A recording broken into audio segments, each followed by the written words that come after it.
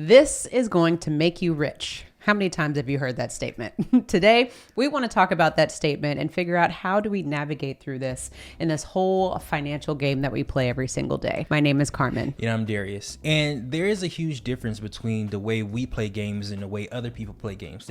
That's the reason why there's a significant difference in the wealth gap. It's how we play the game from the start. Yeah, and to kind of segue, what we want to talk about two different things in this video. So basically, you know, when we all get really excited about the things that we think are going to make us rich or the things that are going to help us strike big when it comes to our pockets, and then how do we struggle kind of through that new mindset or transformation or things that we're learning because we've been taught to be broke. And how do we overcome that? Because I can't tell you how many times people tell us, oh, Carmen and Darius, this was a scam or this didn't work out or blah, blah, blah, blah. But really, it was just a matter of we weren't able to overcome this new change because of the lack of education that we may have had or even the lack of desire. Right. So when we first talk about like, this is going to make you rich, I'm using this because we don't know what this is for you. This could be real estate, crypto, oil, whatever it is, anything. So fill in the blanks, whatever that means for you. You have to, first and foremost, of course, always make sure that you do your research and understand the ins and outs of whatever it is that you're going to get involved in. And like we said, this can be investing, this can be starting a business, this can be leaving your job. And we've been through all of these gamuts, which is why we feel like we can share our story and talk through this. And what I would say from our reasoning, and then also the struggle of or I don't want to say struggle. That's not a good word. The challenge of working through all of this was when Darius and I recognized, for example, that this will make us rich. What is this? Business, creating our own business. That's what our fill in the blank was, creating our own business. It was going to make us rich, AKA provide us the financial freedom that we desired. And then also the freedom of time, because that was the thing that we really wanted. We didn't like trading our time for money. We didn't like asking for vacation. I know you hated that. Yeah. We just didn't like feeling like we were trapped in our own lives. And we'd get to the point where we got married, the only times we saw each other was for dinner and on the weekends. And by the time the weekend rolls around, we're just exhausted from beating the traffic in Houston. Terrible. And we're not spending quality time with each other.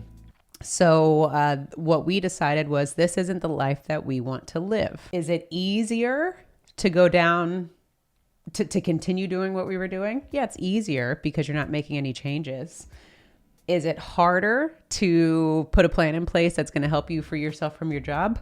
1,000%.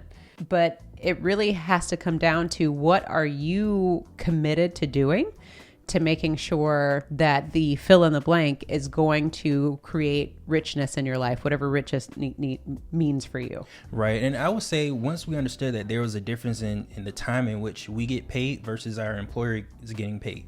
They get paid first and then we get paid second or third because we pay taxes. With the business, you get paid first and then everybody else gets paid second. Yeah. So that's a big difference where you get paid first and you kind of cut the expenses out from there.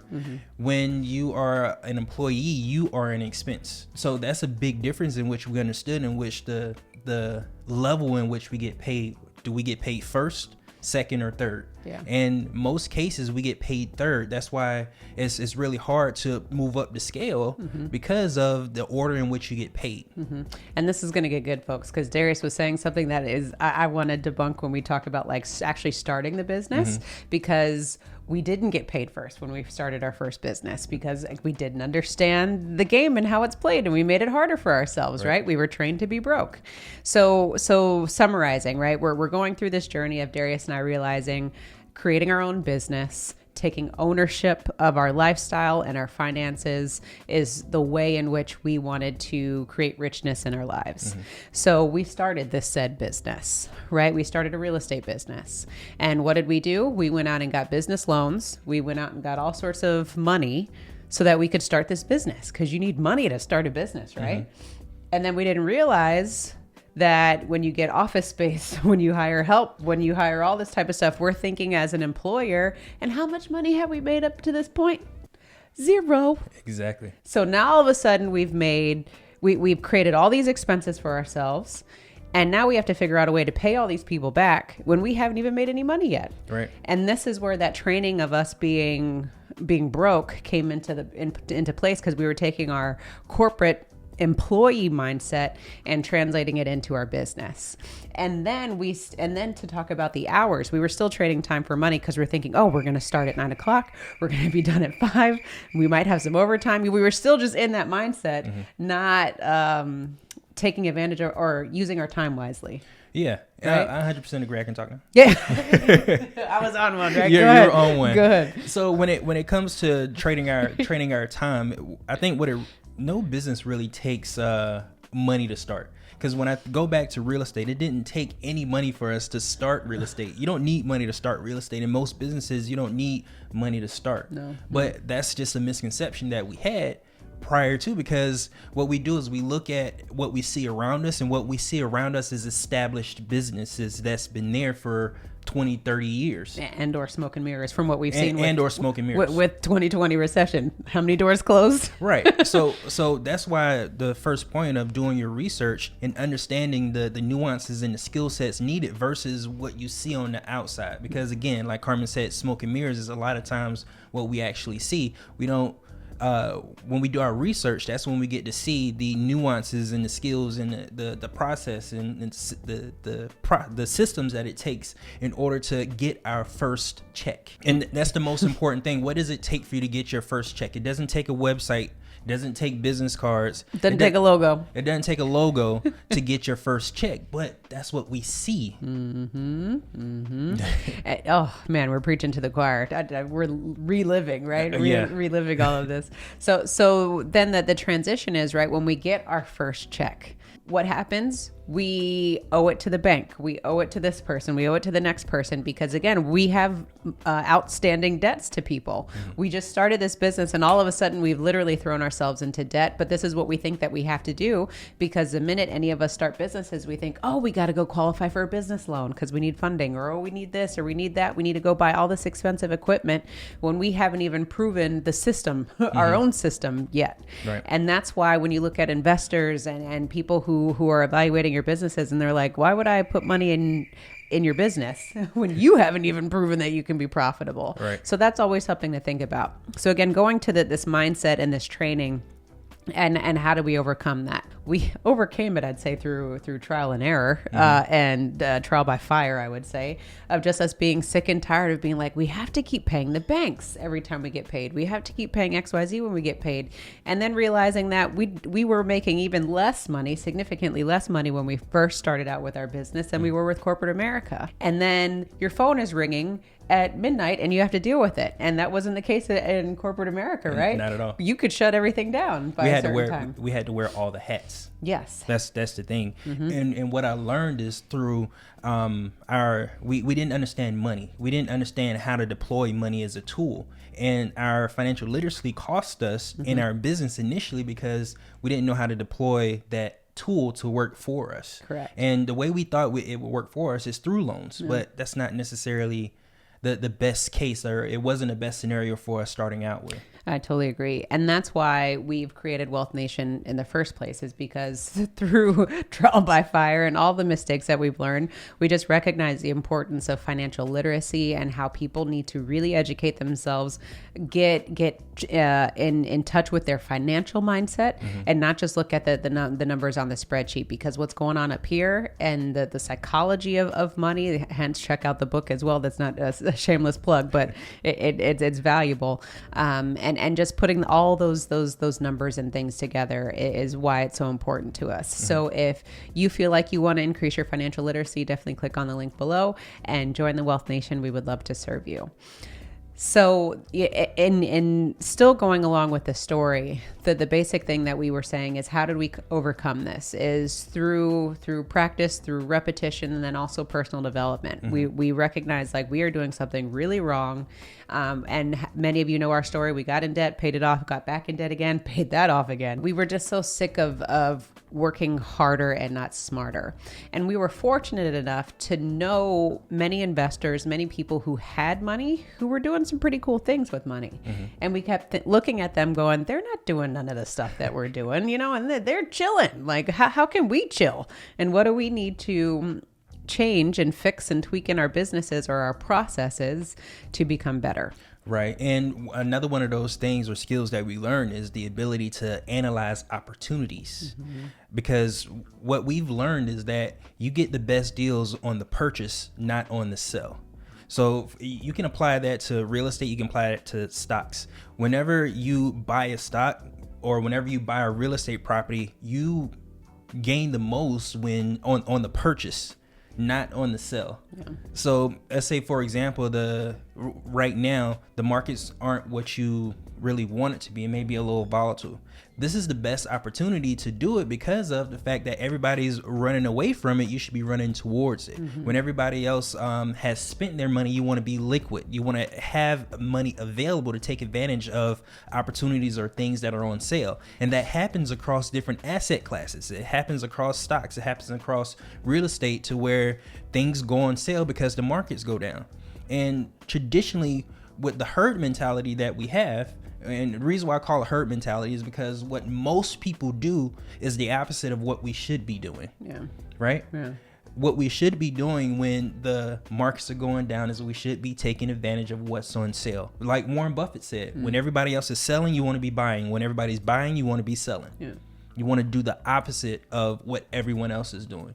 And it's really hard to do that because you have your neighbors, you have your community members, you have your coworkers, you have everybody telling you their opinion of what they think you should be doing. And a lot of times we take all that information and we process it and think that's the best thing for us. But if we can go back to the education that we've had, the research that we've done, and the experience that we've had up until this point, we can make better decisions on who we take advice from and how we actually take action based on the advice that we get. That's a really good point. Your circle of influence, your environment can be a huge thing that is keeping you broke, because you can continue to listen to the same opinions of the people who are in the same position that you're in.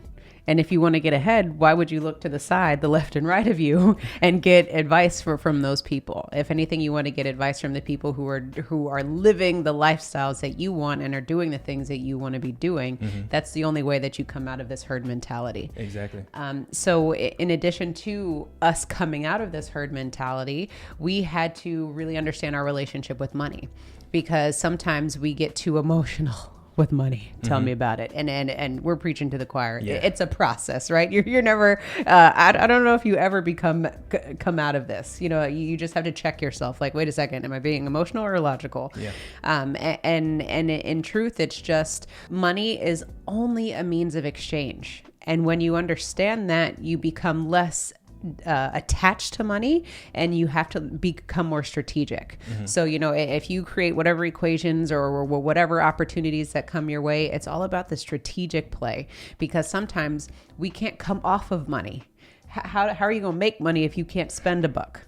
And I say that because we had to come through that, because usually as consumers, we're taught to spend it with somebody else, right? Probably the banks and finance things. Or we're taught to just save it and hold on to it and don't touch it. Don't do anything with that money. So how do you balance this? Because you can't make a buck in your business if you're not ready to spend the money. So you always have to let it go and have a plan for how that money is going to come back, plus interest. Right. And I think a lot of times what happens is we misunderstand our relationship with money. We misunderstand it, because of how hard we had to work in order to get that money, in order to get that $100 or $1,000. We had to work really hard for it. So we're emotionally attached to it. But what we really want is what money can buy for us, and not the tool itself. We want the result. We want the result, not money itself, because money itself doesn't have value. The only value it has is the value that we give it. Cooking. Go ahead. Keep going. Anything after that? That was awesome. But it's really important for us to detach emotionally from money, because it's not the money that we're attached to, it's the results. So if you want to give emotion to anything, give it to what's after the money. That's what you want to focus on. Wow, beautiful. It's so imperative that you understand this, and the sooner that you can understand it, the faster you can be out of this broke mentality and start progressing towards achieving whatever, like we said, richness means to you. And with this whole transition of us going through businesses, multiple failed businesses, transactions, whatever it is, we finally come to this place where money is not controlling us, where we have the freedom that we want. And the freedom is freedom of time. There's money in the bank. We can make sound financial decisions because we don't have the stressors and the weight of debt and all these misconceptions of what we think money is and what it can do for us. And it isn't until you become into this, for our nirvana of really just understanding, like, wait a second, okay, I put too much emotion towards money, or I was thinking about it from a scarcity mindset, and just really being able to continue to level up. So we were sharing all of this information with you with our story is because you have to really be truthful with yourself and figure out what is going to motivate you to stay focused. Because the other thing too is we know many people that start and stop businesses all the time, get distracted, do something else, or start a whole different business. The shiny object syndrome, this is better, this is better, this is better. Oh, I should do this. When really it just comes down to you being honest with yourself and figuring out what is it that you actually want to do, not what's going to bring me the most money. What is it that you actually want to commit to? Because we've done network marketing. We've had so many different businesses and we were like, oh, this is it. This is it. This is it. This is it. And still to this day, I know our family and friends are like, is Wealth Nation going to stick? Right? Because we've done so much. Yeah. And it's not until sometimes you do a lot of those things where you recognize what you actually want to do versus not. And we finally found our pocket. It's cozy over here. We like it. We have fun. We enjoy doing what we do. And we aren't compromising any longer on the things that we think that we want to do. Right. And there's two things that I think we learned is that every time you go to a different business, you basically have to get in the back of that line and learn that system and process all over again. And every time you do that, that puts you further and further back from where you could have been if you would have just stick with the one thing that you wanted to do. And if you can not necessarily attach yourself to a particular business, but attach yourself to a particular process, the business itself will follow. The business will find you if you can fall in love with the process. And that's when we started to understand, when we've been going to different businesses, is that there's a formula to it that applies to all businesses. And that's basically to stay focused and fall in love with the process. And the interesting thing is you'll find a lot of the most successful business owners are doing things that come naturally to them. Because they didn't have to go out and learn this new process, learn this new system or whatever it is. They're actually doing something that they're genuinely interested in, because that's how they stay motivated. That's how the desire stays in, and you don't go in through these complacency ups and downs and lulls. So a lot of the people that we know, for example, are in business doing the things that they love to do, and they just kind of overlooked it. Like what Darius and I, we didn't fall into money.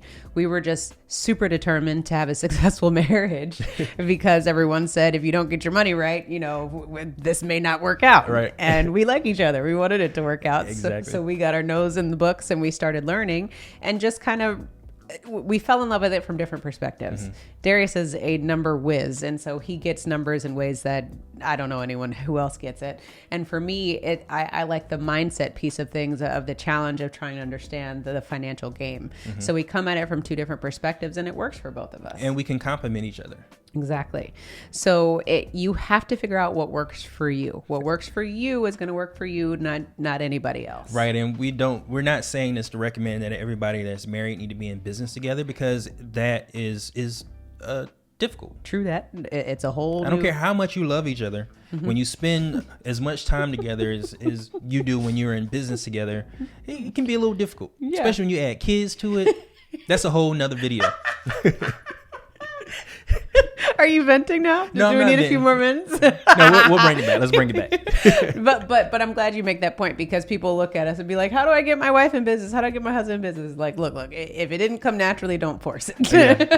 We've been almost 10 years into our marriage. So we've been in business together from kind of like day one. Day one, yeah. And everybody is, and the reason being is because marriage is a business first and foremost. So it's good practice. Yeah. So the rigmarole of this whole thing is, again, going back to summarizing, what is the it factor for you? What is it that is going to make you rich? And when we say rich, I'm not talking about the money, per se. I'm talking about the results that you want in your life. Like we said, richness to us means vacationing without our phones, without the phones ringing off the hook. Richness to us means spending quality time with each other and being able to actually do the things that we want to do without having to ask permission or figure out a certain amount of time in which we can do things. Right. So what does richness look like for you? And you have to figure that out. Once you figure that out, then you have to determine what is going to be the means of exchange. How is money going to play into this so that it can fund your rich lifestyle? Right. And then with that, once you understand that, it's about reprogramming what's going on in between your 2 ears to make sure that you can maintain the lifestyle that you want to desire. Right. And that part is constant. It's constantly educating yourself over and over again. The reason being is we're human, and we need that to be constantly in front of the information, because as soon as we take our eyes off of it and we look someplace else, that's when our focus is going to change also. Yes. So we need to constantly be in front of educating ourselves mentally, just mentally being strong and about the business that we're in. Yeah, I couldn't agree more.